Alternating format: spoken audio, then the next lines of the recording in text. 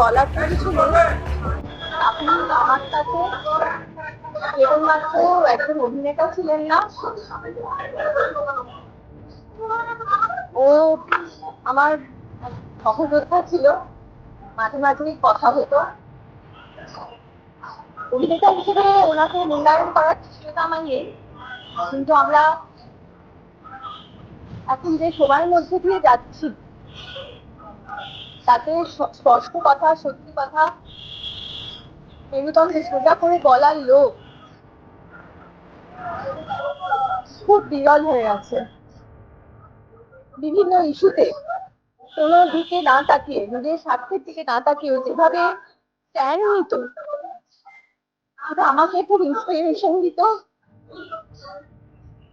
আমি জানি না এরকম ইন্সপিরেশন আর আর কোথা থেকে পাবো।